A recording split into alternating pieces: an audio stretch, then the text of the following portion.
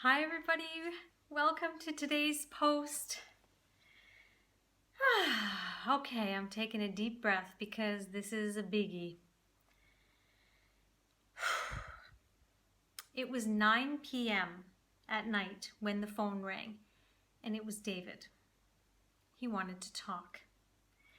In my mind, there was nothing left to discuss, and I was heartbroken because I had to put Lucky down the day before. Lucky had been the dog I dreamed of. The dog my dad made me write a report on to show I would know how to take care of him, and the angel that was by my side for 17 years. My puppy was so scared the day we entered the vet's office. He had a massive tumor and was in so much pain. He started shaking uncontrollably, crawling over my shoulder to try and get away, as he must have felt something was going to happen. I tried to hold it together when he peed on me, out of fright. My sweet angel. This day was one I told you would never happen. When I was a young girl. And say, I will never put you down. I don't know how anybody could put their pet down. I love you, Lucky. I'll never do that to you. And here I was, doing just that. I sat Lucky on the cold metal table. I had my arms around him, and then the vet came in to inject him. The first try didn't work, and Lucky became really agitated, and all I remember is the sound of his scratching nails on the metal table trying to climb up on me again. I broke down sobbing, and then my sweet angel dropped slowly into my arms, and he was gone. Anyone who has ever had to do this knows the deep pain of this. My puppy loved me unconditionally. He was the one who waited atop the sofa to see me come home from school each day. He is the one who sat silently by me when I cried over a teenage heartbreak. He was the one who would lick me uncontrollably when he was happy. I couldn't believe he was gone. The loss I felt was so profound. And now David wanted to talk. I shared with him the devastating news that I had to put Lucky down, and at first he was genuinely sorry. He knew how precious Lucky was to me.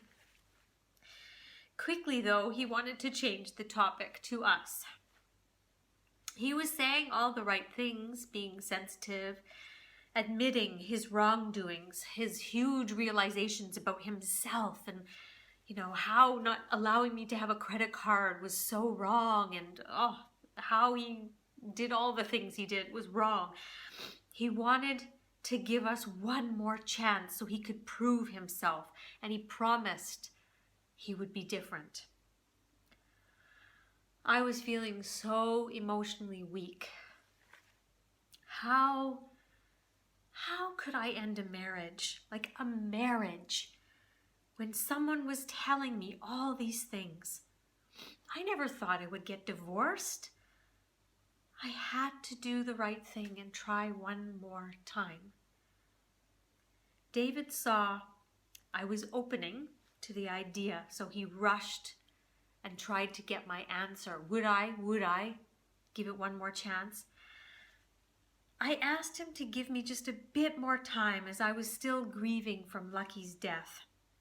He pushed, as he usually did, and when I firmly said, David, I've just lost Lucky. I need some time.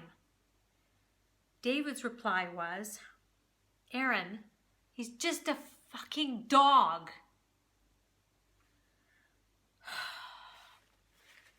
It was then that I knew it was over. I said, you've just made my decision. Goodbye. And I hung up. I got ready for bed, yet I had a horrible feeling in my stomach. I felt that David might try and come over to continue this conversation.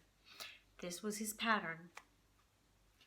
I got into bed, still feeling sick to my stomach, when I heard a car screech up to the house. The car door slammed, and before I knew it, he was ringing the doorbell non-stop. It was 1:30 a.m. I started to get concerned that my parents were going to be woken up, so I got out of bed. Ding, ding, ding, ding, ding, ding, ding, ding, ding, ding, ding, ding, ding, ding, ding, ding, ding. He didn't stop ringing the doorbell. Now my parents were up. The ringing switched to pounding. "Let me in!" David yelled.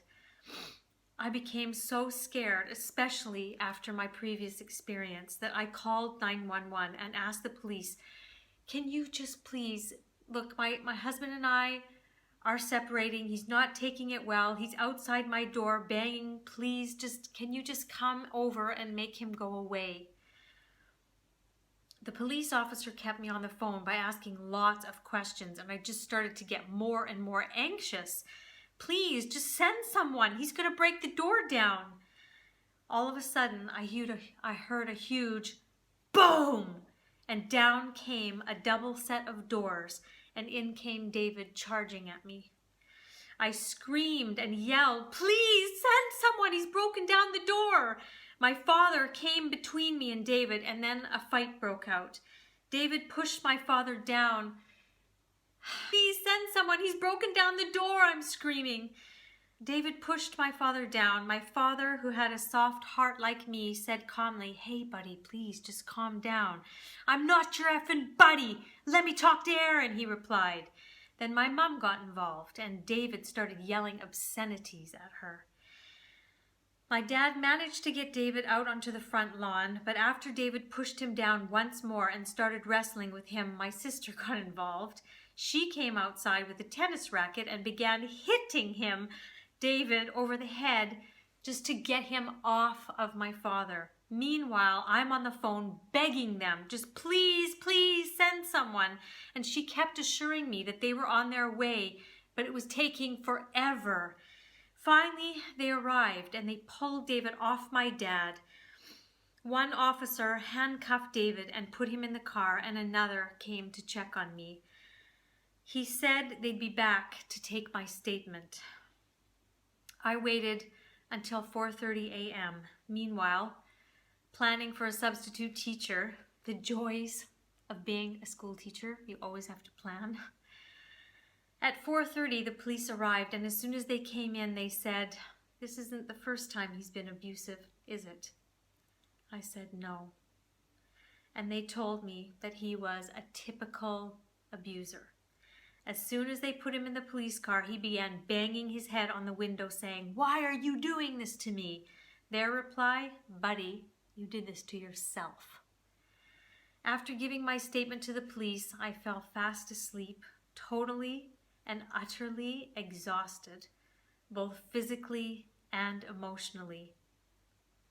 Did this all just happen? Is this my life? I was in disbelief. The next day, I went in to see Matt and the principal to share what had happened, just in case David decided to break the restraining order put against him and come to get me at the school. I was trying to be so strong, but I talked and half cried and half talked through it all.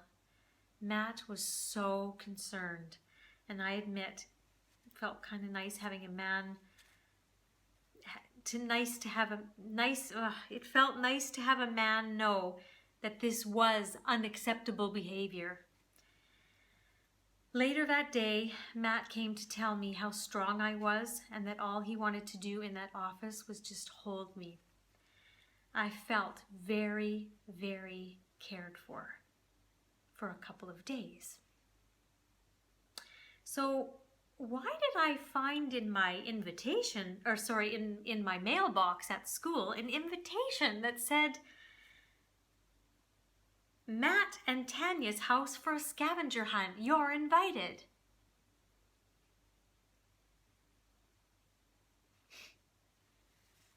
The saga continues.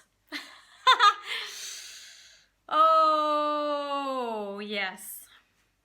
So, as I pointed out earlier, ladies, When someone starts verbally abusing you, it only progresses from there. I thank God that my father was there. And he was like a wild animal. And I mean, the screaming that I was doing and the crying I was doing, it was a nightmare. It was like I couldn't recognize my life. I was living in a movie where you see these things happening to other women, and here I am, and this is happening in my life. So that's the first commentary I want to make, okay? Please know it only gets worse. So the first signs that you see, you need to leave. I think the only thing I want is this little bit at the end with Matt. As you can see, there are already signs showing me that all is not well with Matt. Yet I was trying to be the Erin again, the understanding one. The understanding one. Well, Matt's trying to end things with his girlfriend. He doesn't want to hurt her. I understand that. And so why is he being so off and on with me? So this is a pattern. You are always shown signs. Always. We just choose not to look at them, and we choose not to see them. And then we say, why, God, why like this? And it's always been there. But again, I say, we are putting this into our reality, and we need to clear it. When we clear it, the things will stop coming into our reality, and all the good things that we are making elegant intentions for, they will start happening. That's the beauty of it. So we will see you tomorrow as this beautiful, not always pretty, but beautiful journey continues.